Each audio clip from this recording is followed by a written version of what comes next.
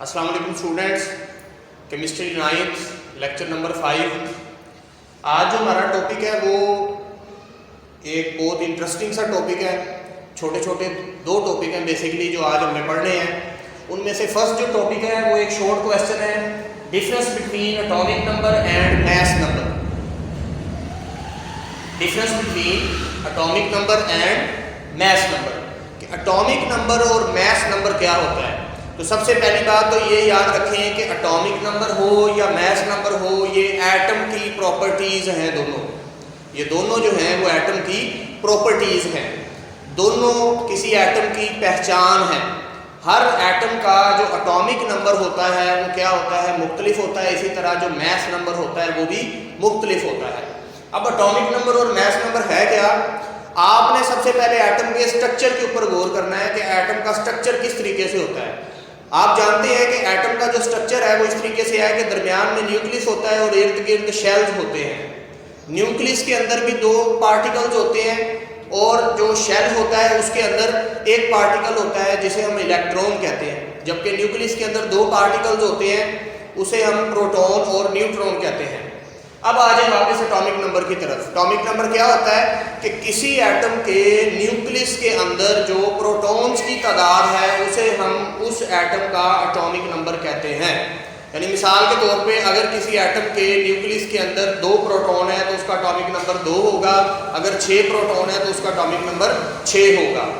और atomic number को हम लोग Z से शो करते हैं या Z से शो करते हैं। दूसरी तरफ जो मैस नंबर है वो क्या होता है कि किसी एटम के न्यूक्लियस के अंदर प्रोटॉन और न्यूट्रॉन दोनों की जो तादाद है उसको हम जब प्लस कर लेते हैं तो हमारे पास मैस नंबर आ जाता है। तो क्या फ़र्क हुआ दोनों में? एटॉमिक नंबर सिर्फ प्रोटॉन्स की तादाद को कहते हैं और मैस नंबर जो है वो प्रोटॉन्स और न्यूट्रॉन्स दोनों की इकट्ठी तादाद को कहते हैं। एटॉमिक नंबर को हम Z से शो करते हैं जबकि मैस नंबर को हम लोग A से शो करते हैं। मैंने एक एग्जांपल दिया है कार्बन की, कि कार्बन का अगर आप एटम का स्ट्रक्चर ड्रॉ करें तो उसके न्यूक्लियस में 6 प्रोटॉन होते हैं और 6 ही न्यूट्रॉन्स होते हैं। जबकि प्रोटॉन की तादाद जो है वो इलेक्ट्रॉन की तादाद के बराबर होती है हमेशा न्यूट्रल एटम के केस में। तो 6 ही मैंने उसके इलेक्ट्रॉन्स भी शो किए हैं।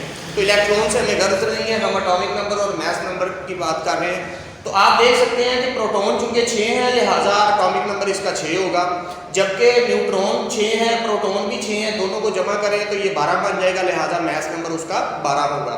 लिखने का तरीका क्या होता है कि जब आप किसी एलिमेंट की या एटम का जब आप सिंबल लिखते हो तो जो उसकी जो लेफ्ट साइड है बाईं तरफ, उसकी जो बाईं तरफ और नीचे वाली जो साइड है लोअर लेफ्ट साइड, वहाँ पर आप एटॉमिक नंबर मेंशन करते हो और अपर जो साइड है लेफ्ट साइड उस ऊपर की तरफ वहाँ पर आप लोग मैस नंबर जो है वो मेंशन करते हो। तो ये छोटा सा टॉपिक है जो कि आपने प्रिपेयर करना है। उसके बाद आ जाए जी दूसरा जो हमारा शॉर्ट क्वेश्चन है, वो भी डिफरेंस में मैंने कर दिया है। वो है जी रिलेटिव एटॉमिक मैस और एटॉमिक मैस यूनिट। ये एक ही टॉपिक है। इसमें रिलेटिव एटॉमिक मैस की डेफिनेशन आपने याद करनी है और एटॉमिक मैस यूनिट की डेफिनेशन आपने याद करनी है। ये इंतहाई इंटरेस्टिंग सा टॉपिक है। इसके बारे में आपकी थोड़ी सी एक स्टोरी की तरह जो है आपने बात को समझना है। असल में रिलेटिव एटॉमिक मैस क्या होता है? देखिए, जो एटम होता है वो इतना छोटा होता है कि उसको बराह रास्त जो उसका मैस या उसका वज़न है वो हम मैयर नहीं कर सकते। मसलन कोई ऐसा तराजू नहीं है कि जिसमें हम एटम को रखें और उसको तोल लें कि इसका इतना वज़न है। तो फिर ज़रूरत इस बात की पेश आई कि एटम्स के जो मैस थे उसको हम किसी स्टैंडर्ड के साथ मैयर करके जो है वो निकालें। यानी एक एटम का मैस हम निकाल लेते हैं किसी का, उसका मैस हम स्टैंडर्ड के तौर पर रख लेते हैं और फिर उससे कंपैरिजन करके दूसरे एटम्स का मैस निकाल लेते हैं। जैसे ये स्टैंडर्ड से मुराद क्या है, जैसे आप लोगों ने तराजू देखा होगा, बैलेंस जिसको कहते हैं फिजिकल बैलेंस, उसमें हम क्या करते हैं, एक पलड़े में जो चीज़ जिसका वजन मैयर करना हो वो रखते हैं, दूसरे पलड़े में हम लोग ब्लॉक रख रहे होते हैं, वेट रख रहे होते हैं। वो जो वेट होता है वो असल में क्या है, वो स्टैंडर्ड है। 1 kg का वेट होता है, 2 kg का होता है, 5 kg का होता है, 10 kg का होता है। तो सबसे पहले ज़रूरत इस बात की पेश आई कि हम सबसे पहले एक स्टैंडर्ड निकाल लें या एक स्टैंडर्ड बना लें, बाकी एटम्स के मैस को उससे रिलेट करके फिर निकालें। इसीलिए एटम्स के मास को एटॉमिक मास नहीं कहा जाता बल्कि रिलेटिव एटॉमिक मास कहा जाता है। रिलेटिव का मतलब होता है रिलेट किया हुआ, किसी के लिहाज से मास को निकालना, किसी एक स्टैंडर्ड को सामने रखकर बाकियों का मास उसके मुताबिक जो है वो निकालना। इसलिए हम एटम्स के मास को रिलेटिव एटॉमिक मास कहते हैं। ये तो बात हो गई उसके वर्ड की। अब आ जाए कि साइंटिस्ट ने किस तरीके से स्टैंडर्ड जो है वो बनाया। तो सबसे पहले ये बात याद रखें कि एक प्रोटॉन का जो मास होता है वो 1.672 × 10⁻⁻24 ग्राम है। अब ये जो फिगर था ये एक कॉम्प्लेक्स फिगर था, इसको साइंटिस्ट ने सबसे पहले तो सिंपल कर दिया, यानी इस पूरी जो वैल्यू है इसकी जगह पर उन्होंने 1 रख दिया और 7 ग्राम की जगह उन्होंने एक नया यूनिट बना लिया, उसे हम कहते हैं एटॉमिक मास यूनिट AMU। तो क्या हुआ कि एक प्रोटॉन का मास किसके बराबर उन्होंने कर दिया, 1 AMU के बराबर कर दिया। फिर उन्होंने ये काम किया कि हाइड्रोजन एटम को लिया। आप जानते हैं कि हाइड्रोजन एटम का जो प्रोटॉन होता है वो एक ही होता है। तो उन्होंने हाइड्रोजन एटम लिया, उसका एक प्रोटॉन था, एक प्रोटॉन का मास 1 AMU था। तो इसका मतलब ये हुआ कि हाइड्रोजन का जो मास था, टोटल मास था, वो किसके बराबर आ गया, 1 AMU के बराबर आ गया। तो साइंटिस्ट ने हाइड्रोजन को बतौर स्टैंडर्ड के रख लिया उसका, यानी कि आप कह लें कि एक वेट बना लिया, एक वट्टा बना लिया आम जुबान में जैसे हम कहते हैं ना। अब मैंने आपको ये कहा कि जब भी हम किसी चीज़ का मास मेजर करते हैं तो हम एक तरफ वेट रखते हैं और दूसरी तरफ वो चीज़ रख देते हैं जिसका मास मेजर करना होता है। इधर से वेट बढ़ाते जाते हैं, एक वक्त आता है कि जब दोनों तरफ बैलेंस हो जाता है, हम कहते हैं कि जी जो इसका मास था वेट का या जो स्टैंडर्ड का मास, जितने स्टैंडर्ड हमने रखे हैं उसका मास उस चीज़ के बराबर आ गया। तो एक स्टैंडर्ड उन्होंने बना लिया हाइड्रोजन के एटम का। वो क्या स्टैंडर्ड था, 1 AMU। ठीक है, अच्छा, इस पर उन्होंने फिर हाइड्रोजन को यूज़ करते हुए उन्होंने जो है वो एटम्स के मास कैलकुलेट करना शुरू कर दिए। लेकिन बहुत जल्द उन्हें फील हुआ कि हाइड्रोजन जो है वो तकरीबन सारे एटम्स के साथ या मुख्तलिफ एटम्स के साथ रिएक्शन नहीं करता, बहुत थोड़े से एटम्स के साथ रिएक्शन कर रहा होता है। लिहाजा इस तरीके से मास को सारे एटम्स या सारे बाकी एलिमेंट्स का मास मेजर करना पॉसिबल नहीं रहा। तो फिर उन्होंने क्या किया, उन्होंने हाइड्रोजन की निस्बत हाइड्रोजन की बजाय कार्बन को पकड़ लिया, उसका स्टैंडर्ड बना लिया। वो किस तरीके से बनाया कि मसलन अब मैंने आपको एक एग्जांपल के तौर पर शो किया है कि उन्होंने एक तराजू में कार्बन रखा, सपोज कर रहा हूँ मैं, मतलब एक समझाने के लिए कर रहा हूँ, बाकी मैंने आपको बताया कि कोई ऐसा तराजू होता नहीं है। ये सारी कैलकुलेशंस की बात है, ये सारी एक्सपेरिमेंट्स ऑब्जर्वेशंस की बात है, जस्ट सपोजिशन पर ये चीज़ें कायम है।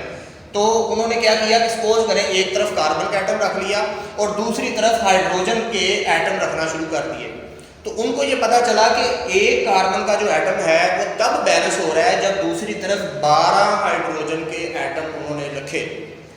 तो अब एक हाइड्रोजन के एटम का मास कितना था, 1 AMU था। तो जब उन्होंने 12 हाइड्रोजन के एटम रखे और ये बैलेंस हो गया तो इसका मतलब क्या हुआ कि कार्बन का जो मास है वो कितना है, 12 AMU, 12 AMU। अच्छा, अब क्या उन्होंने किया, अब ये जो मास था उसके उन्होंने 12 हिस्से कर दिए, 12 पार्ट्स कर दिए। कार्बन का जो मास उन्होंने निकाला उसके क्या कर दिए जी, 12 हिस्से कर दिए। और उन 12 हिस्सों में से जो 12वां हिस्सा था, एक हिस्सा उठा लिया उन्होंने, 1/12 part of the mass of carbon atom, यानी कि कार्बन एटम का जो मास लिया उसके 12 हिस्से किए और 12वां हिस्सा उन्होंने उठा लिया। अब मुझे आप खुद बताएं कि ये जो 12वां हिस्सा है ये किसके बराबर होगा, ये तो 1 AMU के बराबर नहीं होगा, क्योंकि देखें कि 12 हिस्से थे तो 12 AMU था मास। जब उसका एक हिस्सा उठा लिया तो वो जो एक हिस्से का मास है वो किसके बराबर होगा, वो 1 AMU के बराबर होगा। और 1 AMU मास जो है वो किसका मास होता है, हाइड्रोजन का मास होता है। इसका मतलब ये है कि जो पहले उन्होंने स्टैंडर्ड यूज किया था हाइड्रोजन का एज ए स्टैंडर्ड, उसका मास ले लें या उसकी जगह पर कार्बन 12 के मास का 12वां हिस्सा ले लें, बात एक ही है, यानी स्टैंडर्ड पर फर्क नहीं पड़ेगा।